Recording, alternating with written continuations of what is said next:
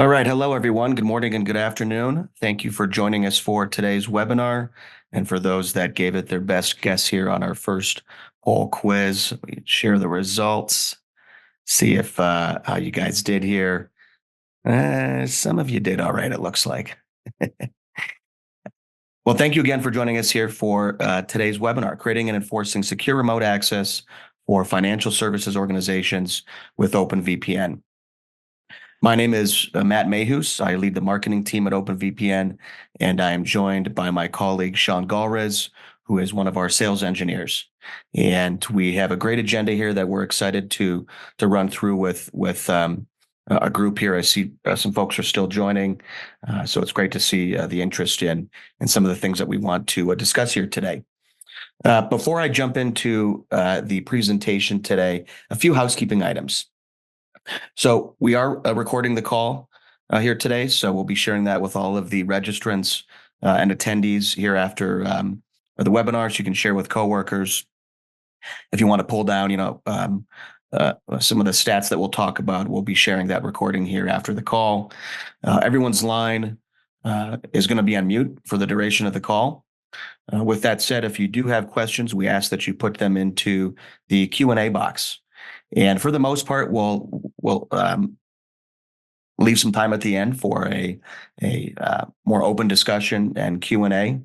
If there are questions on specific slides or stats, we have folks on the line that can help answer during the call here as well.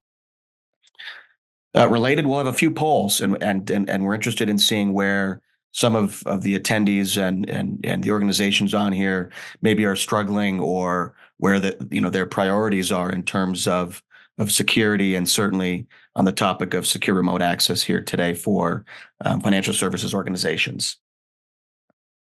So with that said, again, thank you everyone for attending today's call here.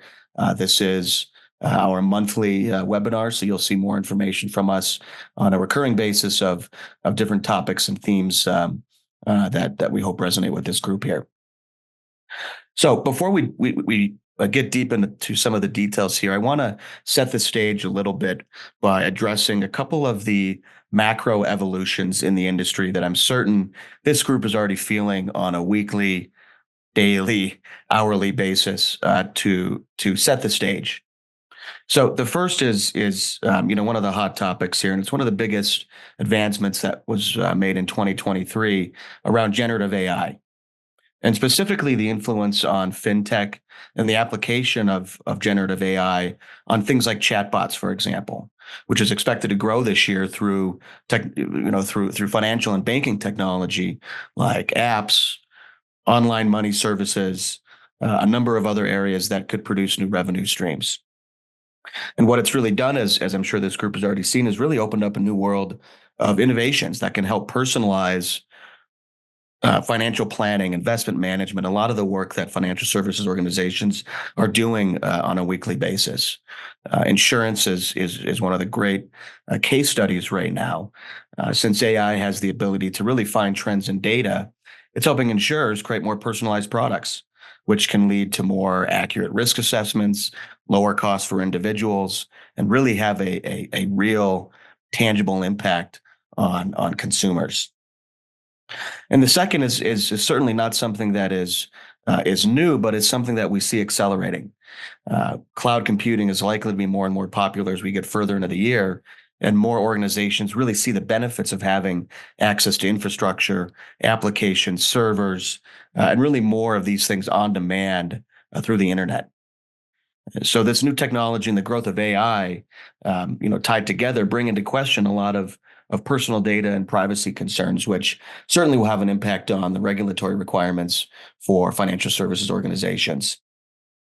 So because more organizations will likely be transitioning to more hybrid cloud models for their workloads, they're ultimately going to be able to better manage and conduct things like compliance tasks. And what we see with a lot of our customers is an important distinction around recognizing that hybrid cloud by default is different than hybrid cloud by design. Hybrid cloud infrastructure by default, meaning it's not necessarily with intent or as part of the strategy doesn't necessarily mean that you're going to be able to capitalize on the efficiency and the scalability of hybrid cloud infrastructure by design, meaning having a purposeful approach to bringing this to life. And then lastly here, next gen security challenges. So while everyone on the webinar here and your organizations understand the importance of high quality security and the fact that it is more important now than it's really ever been before, the average consumer still has significantly increased their awareness of data security. So for this trend, a lot of the consumer concerns is what's going to drive a lot of the key digital trends for financial services organizations, especially as cyber attacks are becoming more commonplace. And I'll share some stats here in a second, driven by this new tech and really increases in a lot of areas like interference by state actors. So some of the areas that we see and hear from our financial services customers for potential investment are on things like biometric authentication, endpoint security, which has been on the rise for a handful of years already, AI risk assessment. I mentioned the insurance use case. And I know we've been hearing a lot about quantum computing. I think that's going to start to pick up speed and accelerate, certainly around things like detection and response. So setting that stage, I want to also share a few quick stats here before I pass it over to Sean to dive a little deeper here. So state of financial services cybersecurity, the FinServ industry saw the most attacks globally, 1,986 in 2023, representing over a third of attacks across all verticals. Additionally, 77% of financial orgs have detected an attack on their infrastructure within the last 12 months, which is not insignificantly higher than other sectors. And you'll see the blue trend bar here on the right compared to other industries. So because of the data and the type of work that FinServ organizations are doing, as you've seen last year and likely years before, it's a high target for bad actors. Similarly, 2023 saw the number of data compromises increased to 744, up from 138 in 2020. So in just 3 years, we saw more than a triple or 300% increase in the number of data compromises. And it's the fastest growing targeted industry by cybersecurity incidents that are actually resulting in data compromise. So not just threats and things like that, but where there's a tangible a compromise in your data.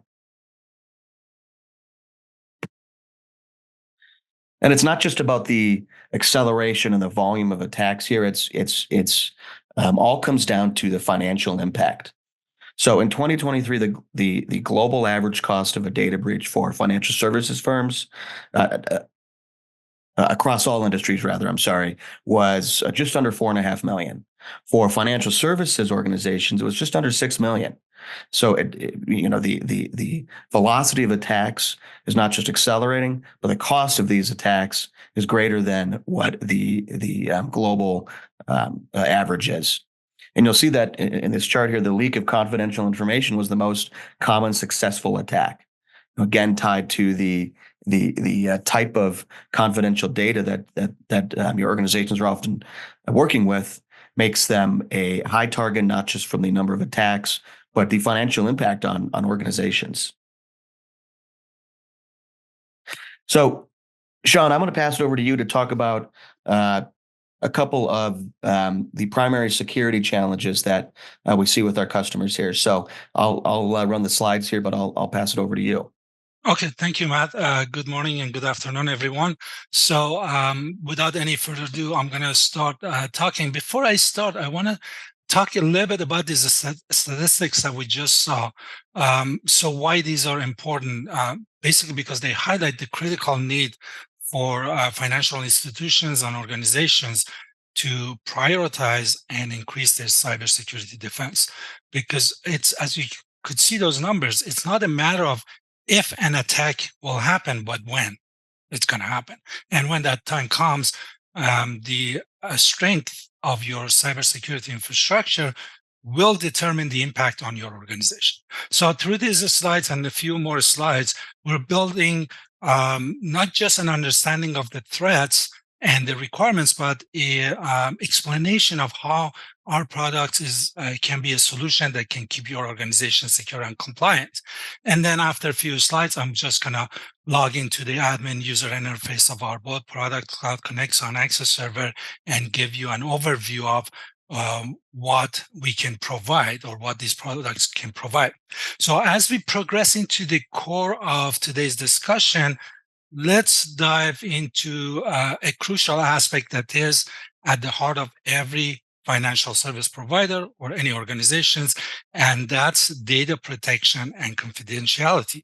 As you can see on the slide, financial service organizations are the guidance of a highly sensitive information. This includes not just customer financial data and personally identifiable information or PII, but also critical trade secrets that form the backbone of your competitive advantage. The reality is that majority of data leaks contain personal data and commercial information about organizations, often include credit card numbers, account details, and other confidential financial data.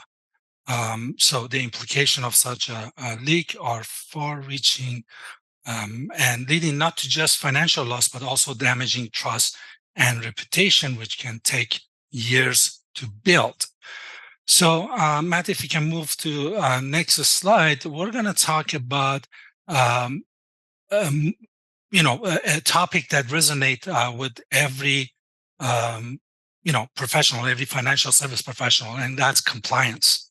The financial sector is subject to some of the most strict regulations in the world, including GDPR, PCI DSS, GLBA, and a few more. The volume and complexity of these regulations can be daunting. The overlap between different security standards also creates a complicated web that can be challenging to navigate. So let's go ahead and look at some of the common cyber threats.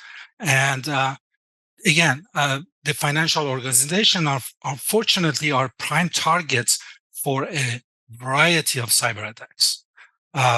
Something like malware that can siphon off credential data, man-in-the-middle attacks that intercept and alter transaction and communications, and then DDoS attacks that basically aim to interrupt service availability.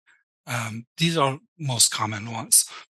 Now, in fact, as you can see on this slide, DDoS attacks targeting financial services grew by a staggering 154% last year in 2023. So more than a third of all DDoS attacks were aimed at the financial sector. So these numbers are not just statistics, they're clear indication that the financial sector is under siege.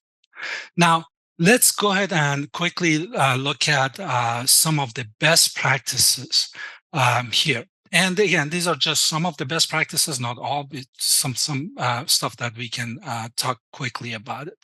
The very first one you see is encryption. I mean, encrypting data both in transit and at rest is crucial for protecting sensitive financial information. Nobody can argue about that.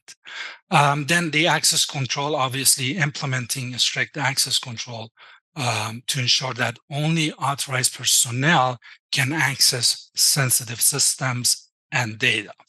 And that can be using strong authentication mechanism, such as multi-factor authentication or role-based access control to limit access based on a job roles and responsibility.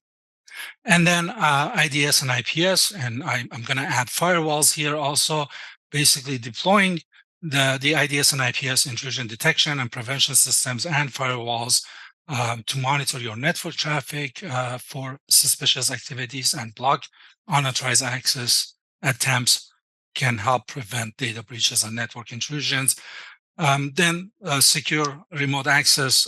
Obviously, especially in the last few years, we saw an increasing trend for remote work. So it's important to secure remote access to our networks, with encryption, using VPNs, for example, um, having strong encryption protocols in place, and also implement endpoint security measures to protect devices that access our networks remotely. The one before last we're going to talk about is DLP, data loss prevention. That's a solution that monitor and control the movement of a sensitive data within the network. This again helps preventing data leakage and unauthorized sharing of confidential information. And then the last one here on the slide is software patching and updates. Again, everybody knows that we need to keep all our systems and softwares up to date with the latest security patches and updates that address known vulnerabilities. So as we move to the next slide, we're going to talk about what we enable for our customers. Again, these are some of the main points that we want to make. Obviously, delivering secure remote access anywhere. Whether you're trying to access private resources, SaaS application, or even securing your internet access, we deliver that remote access easily and securely. And in a couple minutes, I'm going to show you some of these on our admin user interface, how we can configure these. Transition from perimeter-based to zero trust access. Again, zero trust access and ZTNA is on everybody's mind these days. Everybody's talking about that. And transitioning to ZTNA isn't something that happens overnight, but we can support you whenever you are in your security evolution.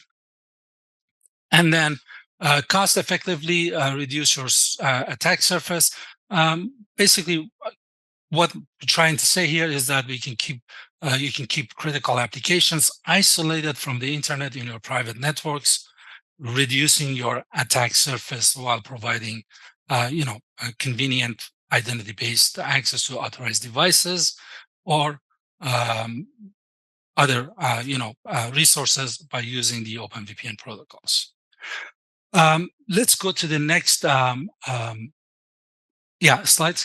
The capabilities are some of the key capabilities that you can count on our product is obviously cloud delivered and self-hosted solutions. You can choose based on your business criteria. Both options are available and they both have the same price for the company. Again, you're going to see both product in a minute or so. The next one is network access with built-in security. Obviously, remote access should not provide access to the entire network. So implementing network segmentation, role and attribute-based control access, device identity check, IDS and IPS, as we talked a little bit ago, secure web gateway, all these are included in these products without additional cost. On-demand scalability. You can scale these products on demand very quickly as you see fit in your organization. As you grow, you can scale these. And then cost-effective pricing. Your hybrid workforce is only sometimes remote, probably. So our pricing model allows you to pay only for the number of connection you use. What that means, you can have 100 users set up on the system, but if only 20 of them connects at any time, you just pay for the 20 connections. So you don't pay for users, you pay per connections. So these are some of the key capabilities of our products. So I'm going to go ahead and, we need to talk about the mitigating key also, challenges with the OpenVPN. So you can see here the challenges, some of the challenges mentioned here: data protection and confidentiality, managing compliance requirements, and mitigating growing security threats, and then the capabilities on the right side, obviously encrypting data, implementing a ZTNA and built-in cybersecurity protection. Those are all some of the capabilities of our products. So I guess it's time for the demo. So I'm going to go ahead and share my screen here so I can go over some of the features with our products. So I want to make sure that everybody can see the screens. Matt, can you confirm that the screen is here? Yes. Yep. We can see your Okay. screen, Sean. Okay, good. So as you can see, I'm logged into Cloud Connexa admin user interface. This is our cloud based product. The very first time when you log into this product, you land on this page. This is the status page. It gives you an overview of what's happening in your environment. How many networks are connected, how many users are online, how many connections are being used. And also you can filter these information if you scroll down within the time range that you want, 24 hours, last 7 days or last 30 days. And you can filter it down more if you need to get some more information about what's happening on your network. So very quickly, I'm just going to go over some of the features here. Users, this is where you can set up your users. Now, if you're using other identity providers, such as Windows Active Directory or Azure Entra ID or OneLogin, you can set up those with this system also. You use SAML or LDAP, and you can configure that. I'll show you that in a minute. Once you do that, then the local users are going to be disabled, and we're going to use your identity provider here. But for this system, I do have local users. The groups, this is basically where we set up our groups, and we can assign access based on the groups. For example, you see here I have accounting, sales, and support. You can see that, for example, for internet access, my accounting, the split tunnel is on, but for sales and support, the split tunnel is off. Now, I do have some applications shared. You're going to see that in a minute, that I can basically tell what group can have access to what application or resources on my network. This way, the users basically, not everybody has access to everything. Now, when it comes to devices, this is where it comes interesting, especially if we enable device identity verification and enforcement.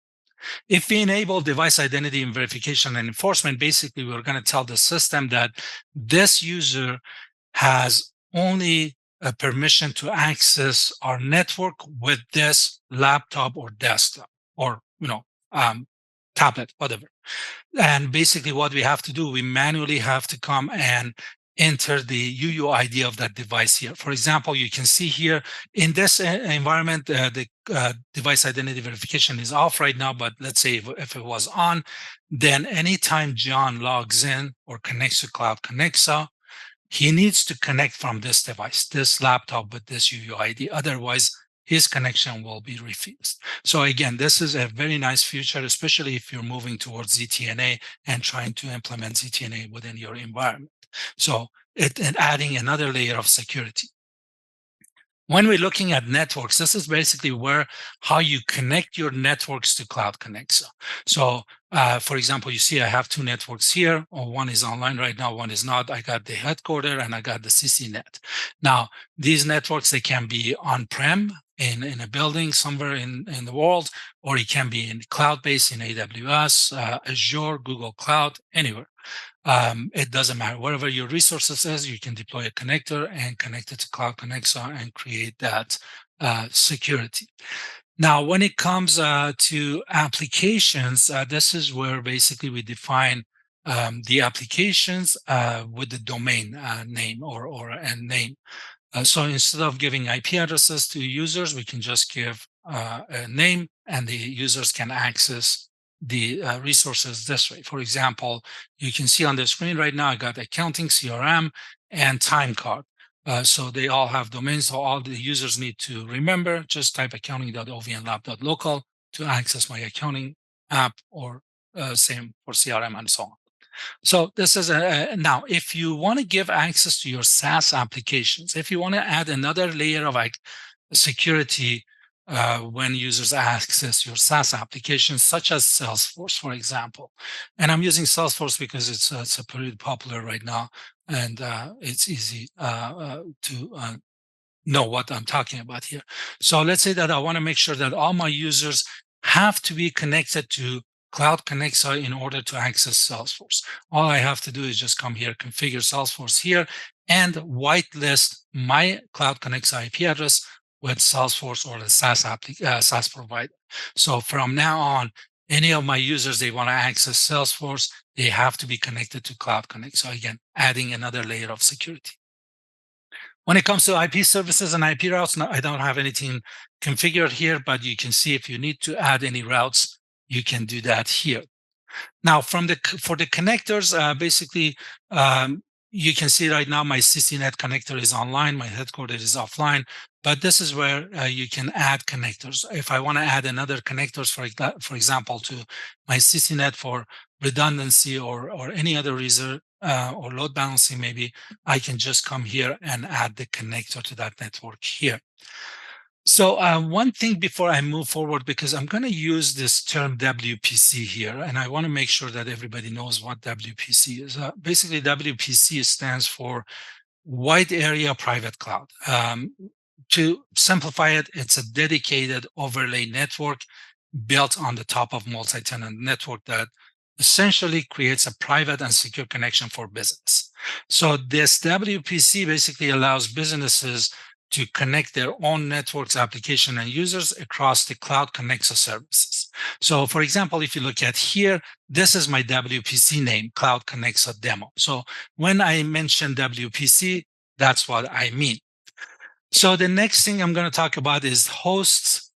So what the host is basically represent a server running on the customer's private or your private network that the WPC is directly extended to by running a connector on the same instance as a service. So you can see here, for example, web_ftp.host. This is a Windows server. We got a connector installed on it. This is a Windows server that is acting as a web and FTP server. So basically, configuring a host provides an easy way to make an application service available to this WPC without the need of site-to-site networking or making the network that the host resides in a part of the WPC. So that's what basically the host is. It's a simplifying a connection of just one resource to the WPC. Again, when you have a host, you can share an application or define an application by name or IP address, and then same concept. You can add IP services here if you need to, and the connectors. Now we get to the interesting part here when it comes to the access. Now there are two things in the under access I want to talk about. One is the access visibility. So access visibility, this feature actually came online in last 2-3 months. Basically what it does, it offers a detailed analytics regarding traffic patterns within your WPC. It tracks and reports on the flow of data from users, hosts, and network to any specified destinations, and it provides a comprehensive visibility into cloud usage and activity. As you can see, again, you can use your time range based on the last 24 hours, 7 days, or 30 days, and then you can also filter it down more by selecting groups, hosts, services, networks, and so on. And then once you apply it, you're going to see any information that it's populated here. Now, if I move to groups, this is where you can configure access controls based on the groups that you have or set up. So if you see on the screen right now, I got 3 groups here: accounting, sales, and tech support. For example, accounting people, they have only access to accounting and CRM, nothing else on my network. Sales, they have access only to CRM app and nothing else, and then tech support to the time card. So this is how we can configure the access-based policy here on Cloud Connexa. Moving down to Shield, this is basically where we're talking about our IDS and IPS, intrusion detection system and intrusion prevention system, and content filtering. So you can see the domain filtering here, 43 out of 43 categories is configured in my environment. If I click on configure, you can see those categories here. we can customize these categories. If we don't want to block everything, we can just come here and choose what we want to block or what we want to allow. Also, we have different level of protection that you can choose.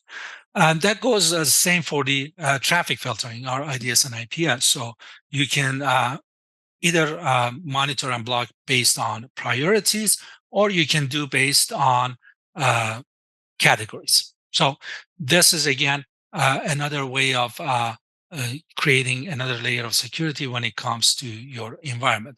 Now, we do have a log here that you can see what happens, what was blocked, what was allowed when it comes to domains, and also for the traffics. Once it's populated, you can see those information here. Very quickly, there's only a few things here that I want to show, a few more things, and then we're going to move to Access Server. App Hop is a feature basically that allows Cloud Connect admins to share access with other vendors or other departments. So let's say that, for example, I have a CPA firm that they need to do an audit on my accounting software or accounting information. So I can come here, expand this accounting, click on share application, and share this application with that accounting firm or CPA firm that they're going to do the audit. They don't have to be a Cloud Connect customer. We just enter their emails. They're going to get an invitation, an email invitation. They sign up. They don't have to pay for the product, but they sign up and they can have access to your, for example, accounting app. And then at any time you want to stop that share, you can just come here and stop it. Let's say that then they're done with their audit and you don't want to give them access anymore. You can do this. So this is another secure way of sharing your information with others if you need to. Now, you can do this between the different WPC, different Cloud Connect clients again. Now, if you see here, for example, I got two WPCs. Let's say your organization has different divisions, different departments that you want to keep everything separate. So you create different WPCs for each department or each division. But at some point, you want to share a resource between these departments or these divisions. Again, same concept. You come here, share application. You just put the cloud ID or your WPC ID, and then you can share those information with other people. Again, and at any time, you have control over how long you want to have that share. You can come and unshare it or stop sharing very quickly. Log streaming, this is one of the latest feature that we have. It came online a couple months ago. Is basically streaming event logs from Cloud Connect to an AWS S3 bucket. And from there, you can export it to a SIEM, such as Splunk or Datadog. So as you can see, the streaming events that you can choose, for example, access visibility, logging of VPN clients, and Cyber Shield events. So this is another way, especially if you need to monitor and audit what's happening in your environment, you can use these logs.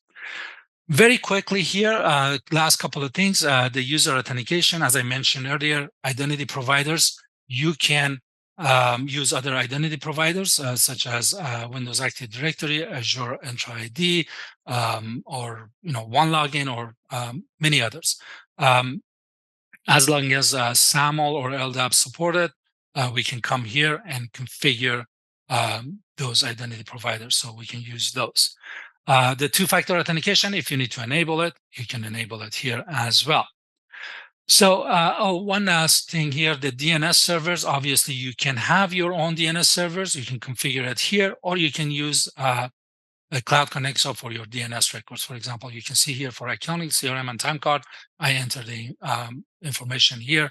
But if I had my own DNS servers, I could just configure my DNS servers here. So this was a quick overview of Cloud Connect, and then we're going to move to Access Server. I just want to make sure that Matt has, if Matt want to add anything here, or he has any polls that he want to run before we jump on Access Server. I've got a few more that I'll throw up here after we get through Access Server here, Sean. Okay, let's go. I'm going to log in. For some reason, I missed my password. So this is the Access Server product that we have. This is basically the one that it's self-hosted solutions. You deploy it in your environment. Again, that can be on-prem, it can be in a cloud, and so on. So the very first time when you log into Access Server, again, you land on a status page. This one is a little bit simpler page. You can see your Access Server version. You can see how many connections you have, and then how many active users and so on. Obviously, there are a couple other options down here. Current users, if you click on that, you're going to see who's connected to Access Server right now, and then log reports. But let's jump to configuration. I want to show you a few of the features with the Access Server. The very first thing is the activation. Access Server comes with 2 free connections. So at any time you can log in, install it, and use it full feature. Now, that being said, just a side note, Cloud Connexa comes with 3 free connections. You can sign up today and use it full feature with 3 connections as well. Now, let's say that you have two free connection, you're using it, you need more connections. All you have to do is pretty simple. Click on Get Activation Key. You get to the portal here. You can choose how many number of connection you need. You can choose if you want to be invoiced annually or monthly, and then move forward with the purchasing the connections that you want. Then you're gonna get that connection or license key, and you're gonna come here and paste it here. That's all you have to do. Now, let's move to the features of Access Server. The very first thing we're gonna see here is clustering mode. So Access Server lets you cluster multiple servers to make scaling and redundancy fast and easy. Basically, with clustering, your network is protected against downtime. So if an outage happens, another server in the cluster kicks in and picks up the load. Now, all Access Server within clusters share a single subscription, minimizing cost and maximizing server utilization. So moving down when it comes to network settings, a couple of things here I want to mention. If you have a host name, you can come here and configure it here. I do not have host name, so this is the IP address of my Access Server. I'm just using the IP address. So this is basically how I access my Access Server. If you can see, this is the address that I'm using. Now, if it was a host name, I could just type the host name. Now, if I need to change the port number for the admin web server or client web server, this is where I come and make the configuration. Coming to VPN settings, this is basically where we can set up our VPN the way we want it to work or Access Server. So the very first thing I want to look at here is that the private subnets. So first of all, we can say if you want to use NAT, if you want to use routing or not at all. And then we can put our subnet here, what subnet we want to give access to the clients. Now, if you have multiple subnets, we will add it here.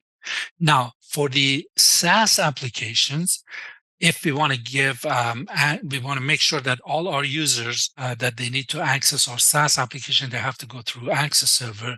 We need to whitelist our Access Server IP address with the SaaS provider, and then we can get the IP address published by the SaaS provider.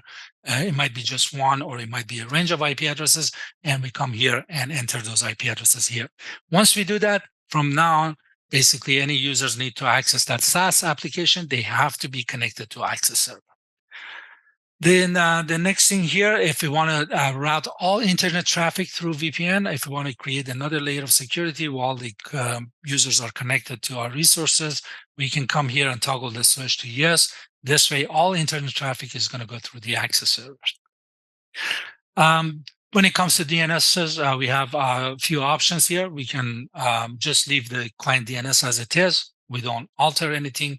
We can change it to use the same DNS server as Access Server when the client connects to Access Server, or we can have our own DNS servers. All we have to do is just toggle the switch, enter the information, and move on. Going down here, when it comes to user management, again, this is the same concept as the Cloud Connexa. We can add users here. Now, if you have other identity providers, obviously we can use LDAP and SAML. And I'll come to that in a second because Access Server has a unique feature that It's kind of, again, unique to this product. Not too many products out there give that option. So again, we can create the users at any time. If we want to change any permissions, we can click on more settings and change the permissions that we want to do. Now, one nice thing about this product is that you can configure permissions on a user based, on a group based, or a system based. And if I go to groups, again, I can create different groups here. And then if I click on more settings, you can see the same, almost the same type of configuration that we can do on a group based. So we don't have to do all the configuration on system wide. We can just narrow it down to the groups or even users. So the authentication, when I click on settings, you can see the default system authentication here is local, but I do have LDAP and SAML is configured. So that's one of the nice and unique feature about Access Server, that we can have multiple authentication system configured and they can work. Even though my default authentication is local right now, but since I have LDAP and SAML is configured, I can go to groups, for example, and change the default authentication system for that group to, for example, SAML or LDAP. So we can have different authentication systems in place when it comes to Access Server. Now, if you want to configure any of these things, basically you just click on that, toggle the switch to yes, and enter your configuration. And that's all you have to do. It's pretty simple. Two-factor authentication, if you want to enable it, we come here and toggle the switch. And one thing that I always highly recommend to everyone who uses Access Server to come and check out is password lockout policy. By default is 5 attempts, 900 seconds lockout. Some security policies may dictate to change these numbers. For example, the lockout to 3 or 2, and then the timeout not longer than 900. So you can come and change that. So this was a quick, again, overview of the Access Server and some of the future of Access Server. One thing before I pass it back to Matt for closing, you can ask for a demo at any time. If you go to our website, you click on request a demo, you can see here, you can register for demo. We have a group demo every Thursdays at 10 a.m. Pacific Standard Time for Cloud Connexa and 11 a.m. Pacific Standard Time for Access Server, or you can just choose a one-on-one with a sales engineer to do a demo. So I highly recommend, if you're interested to learning about these products, to join in one of these demos, and we can address any questions or any use case that you may have during these demos. So I want to thank everyone. I'm going to pass it again to Matt so he can do the closing. Here we go. Thanks, Sean. Appreciate it here. So in closing here, a couple of things to wrap up with.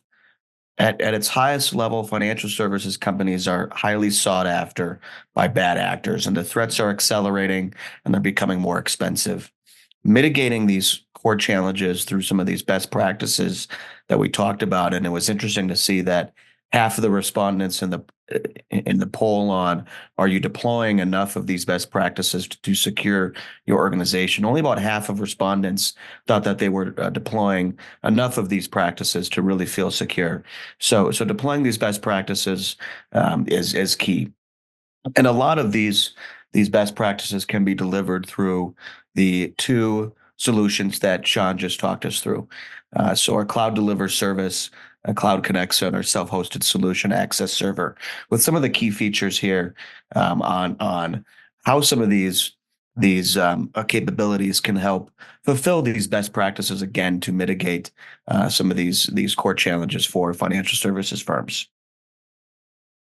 So with that being said, we've had a couple of questions come in throughout the call here, but I'm going to open it up now for any Q&A that folks have here. And Sean, maybe you want to look at the questions that came in and help answer those on the line here. Or we also have our head of product marketing on the call who is is available to answer any questions here from the group. So, any questions from the group here now, or Sean, if you want to read through some of the ones that have come in already. Yeah, I'm looking right now. I don't have any open questions in the Q&A, but there were a couple of questions about the transmission speed, which Rohit answered that, depends on the VPN protocols that are being used. And then one question here, is it possible to share services between two computers on a VPN network without keeping the connector online?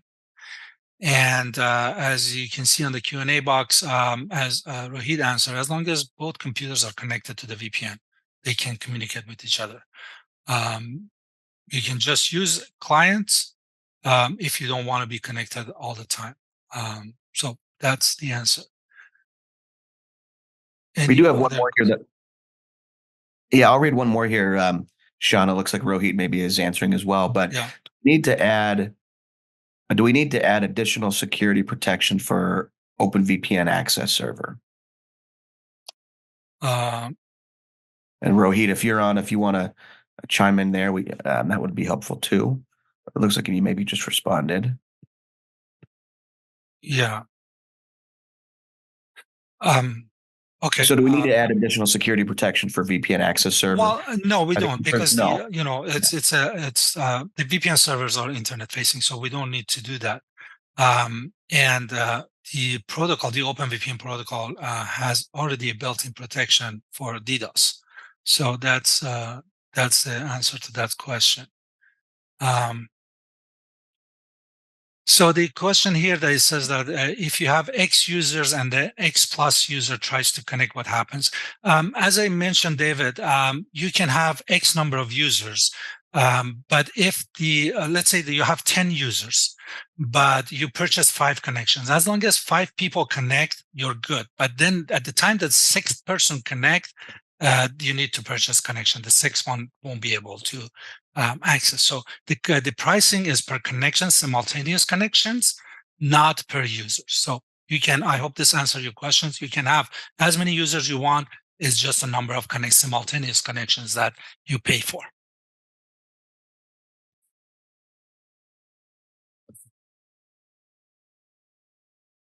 Any other questions? Yep. Also, there are utilization thresholds that you can set up so that you receive emails as soon as 80% of your subscribed connections are in use. That way, you get advanced warning and enough time to increase the number of subscribed connections so that this case that you mentioned does not happen. Yeah. Matt, I'm going to share my screen so I can show this right now, what Rohit just explained. So as you can see on my screen right now, I'm on the notification part of Cloud Connect. So here it is. This is what we're talking about. Subscription limit exceed high subscription usage. These are things that we can configure. So you get a notification. For example, right now here is set up threshold at 80%. So if I get my 80% of my subscription usage, I get an email that says that, be careful, you're hitting your limit. So we can change those and then add to connections or do whatever is necessary to do.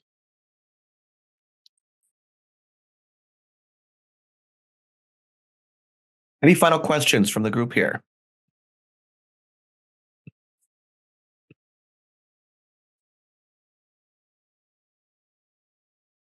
Okay, well, thank you everyone for your time and questions here today. We were excited and happy to have you all on here. We'll share the recording with all the registrants here shortly.